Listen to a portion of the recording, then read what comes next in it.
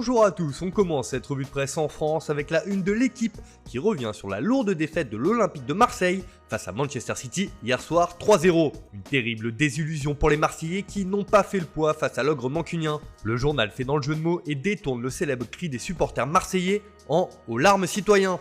Les Marseillais ont été surclassés par City. Après cette 11e défaite d'affilée en Ligue des Champions, ils joueront très gros mardi prochain à Porto. Un sentiment de gâchis qui fait aussi la une du quotidien local La Provence, qui estime pour sa part que les hommes d'André Villas-Boas n'étaient tout simplement pas au niveau.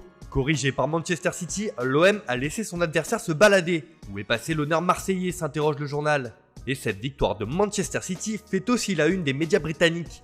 C'est le cas de The Independent qui met en avant le sérieux des hommes de Pep Guardiola. Ce succès permet d'ailleurs de retrouver City sous son meilleur jour, estime le journal. Les Citizens n'ont pas forcé leur talent, mais ont été appliqués. Le Daily Telegraph va un peu plus loin et juge que City a donné une leçon de français à son adversaire. Guardiola et Sterling sont impitoyables face à une équipe recroquevillée sur elle-même.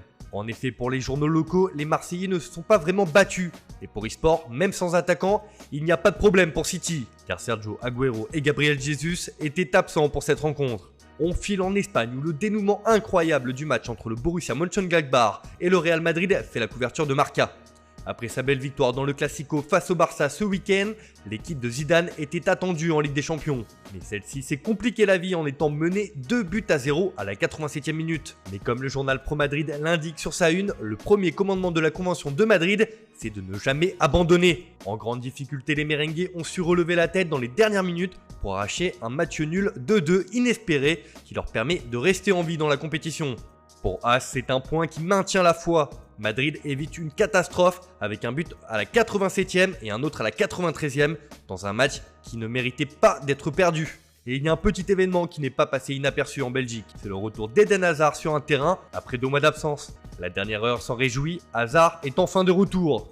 On prend la direction de l'Italie où dans l'autre match du groupe B, l'Inter et le Shakhtar n'ont pas réussi à se départager 0-0. Un nul décevant qui fait la une de la Gazzetta dello Sport qui annonce la couleur pour la suite. Conte doit maintenant battre Zizou. L'Inter a gaspillé, la qualification passe maintenant par des victoires sur le Real Madrid, prévient le journal au papier rose. De son côté, le Corriere dello Sport estime que cela devient difficile pour l'Inter. Antonio Conte a des regrets, mais cela n'y changera rien. On méritait de gagner, a déclaré l'Italien après la rencontre. Enfin, Tuttosport se projette sur le choc tant attendu de ce soir entre la Juve et le FC Barcelone. Alors que les retrouvailles entre Cristiano Ronaldo et Lionel Messi étaient très attendues, elles n'auront finalement pas lieu, car le Portugais est toujours positif à la Covid-19 et doit encore patienter. Donc le quotidien turinois exhorte la vieille dame à gagner pour CR7. En Turquie, c'est un véritable événement qui se profile ce soir où le club d'Istanbul Başakşehir reçoit le Paris Saint-Germain. Une rencontre très attendue qui fait la une de Photomatch ce matin qui appelle cette équipe à bien représenter le football du pays et surtout d'écrire une belle histoire face à un cadre européen. Après avoir perdu le premier match face à Leipzig, Başakşehir doit réagir face à Neymar et Mbappé. Le club turc veut entrer dans l'histoire en battant le dernier finaliste de la Ligue des Champions, écrit encore le média. De son côté, le Parisien voit dans cette rencontre un match sous haute tension. Alors que le contexte géopolitique entre la France et la Turquie est tendu, le contexte sportif l'est tout autant. Le PSG ne peut s'autoriser un nouveau faux pas en Ligue des Champions qui fragiliserait davantage la position de son coach, en froid avec son directeur sportif. Enfin, on termine ce tour de la presse avec la déflagration qui a secoué toute la Catalogne hier soir. Contre toute attente, Josep Maria Bartomeu a démissionné de son poste de président du FC Barcelone. Une information retentissante qui fait la une du quotidien Sport.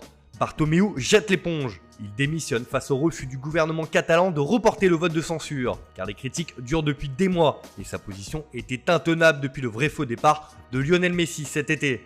Forcément, l'actualité sportive est éclipsée en Catalogne et Mundo Deportivo accorde également sa couverture à cette information. Il démissionne, s'enflamme le journal Pro Barça. Le référendum généré par la motion de censure allait bien avoir lieu, alors au lieu d'attendre le camouflet, Bartomeu a donc changé d'avis et décidé de prendre les devants en posant sa démission, immédiatement acceptée. Cela met fin à son mandat débuté en 2014. Les Sportiu reprend également ce coup de tonnerre et indique que Bartomeu se rend enfin. Mais avant de partir, le désormais ex-président barcelonais a lâché une dernière bombe, comme l'indique le Guardian sur sa une. Bartomeu dit que Barcelone va rejoindre la Super League européenne. Un pavé dans la mare qui risque de faire beaucoup de bruit dans les prochaines semaines.